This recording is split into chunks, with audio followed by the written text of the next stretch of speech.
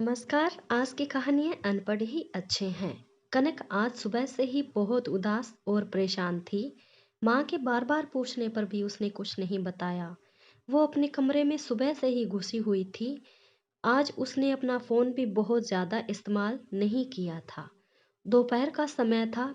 घर में लंच की तैयारी चल ही कि उसकी घर की डोरबेल बजती है। प्रेम, जरा देखना कौन है दरवाजे पर। मेरे हाथ में खाना है, सुशीला ने अपने बेटे से कहा। रुक प्रेम, मैं देखता हूँ, कहते हुए राकेश दरवाजे की ओर बढ़े। अरे प्रेमा जी, आप आइए आइए, अंदर आइए, मुस्कुराते हुए राकेश ने हाथ जोड़े और झुक कर प्रेमा को अंदर आने को ही कहा ही था कि उसके पीछे सुशीला आ चुकी थी। अरे प्रेमा बहन, आप सब ठीक तो हैं? आइए, आप बिल्कुल सही टाइम पर आए हैं। बस खाना लगा ही रही थी। डाइनिंग टेबल पर सुशीला ने प्यारी सी स्माइल देते हुए कहा। हाँ, वो सब तो ठीक है सुशीला, मैं यहाँ कोई खाना खाने थोड़ी ना आई हूँ। अंदर आते हुए प्रेमा ने थोड़ा सा जोश दिखाते हुए कहा। क्या हुआ बहन जी, आप तो नाराज हो रही हैं, कोई बात हुई क्या? राकेश जी ने प्रश्न सूचक निगाहों से देखते हुए प्रेमा से पूछा। प्रेमा ने उनके प्रश्नों का उत्तर न देते हुए कहा, कनक कहाँ है? जी वो अपने कमरे में है, अभी बुला ही देती हूँ। पर क्या उसने कुछ किया है? सुशीला ने फिर से वही प्रश्न किया। कनक का जिक्र चल रहा था तब तक वो भी अपने कमरे से निकलकर बाहर डाइनिंग हॉल में आ जाती है। नमस्ते आंटी जी, कनक ने अपने सर पर चुन्नी करते हुए प्रेमा को विश किया। नमस्ते तो ठीक है कनक, पर ये बताओ तुम कल से सूरज से बात क्यों नहीं कर रही हो और अपना फोन क्यों बंद करके बैठी हो? प्रेमा ने कड़क तेवर में कहा। अब घर के सारे सदस्य सहित प्रेमा भी कनक को ही देख रहे थे।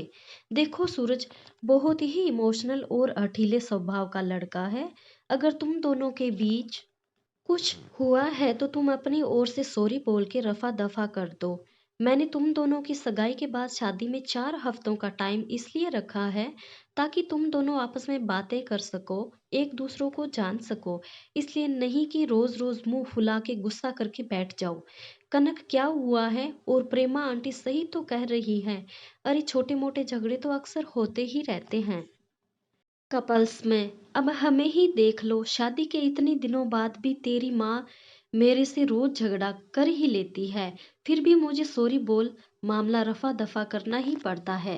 राकेश ने कनक से जोली अंदाज में स्माइल के साथ कहा। आप तो रहने ही दो, बच्चों को ऐसे टाइम पर भी नए ही एक्सप्लेन देना। बेटा कनक, अगर कुछ है तो हमें बताओ, कल को आपकी शादी सूरज से ही होनी है। इतना अच्छा लड़का हमें फिर नहीं मिलेगा। प्रेमा दीदी सही कह रही है। सुशीला ने भी कनक को समझाने की कोशिश की।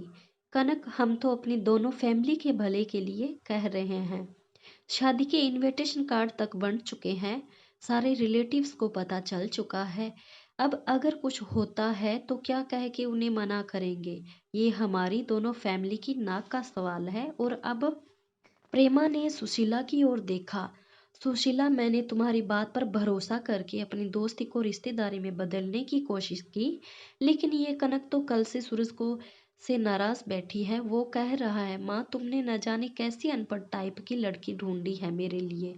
अब तू तो जानती है सुशीला, मेरा सूरज बाहर पढ़ा लिखा है और ऊपर से थोड़ा हठीला है। अगर उसने एक बार मना कर दिया तो फिर अपने बापू की भी नहीं सुनेगा। अब तू देख ले, इसे उसे सॉरी बोल के मनाना तो पड़ेगा।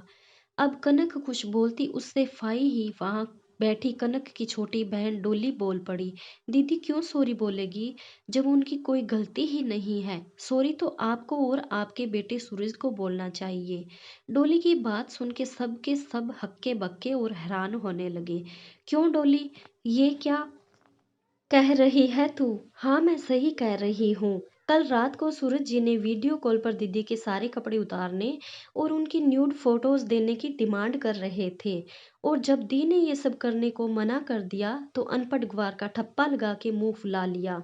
यही पढ़ाई की है क्या उन्होंने बाहर जाकर? डोली ने रोब झाड़ रही प्रेमा को उल्टा कट घरे में खड़ा कर दिया।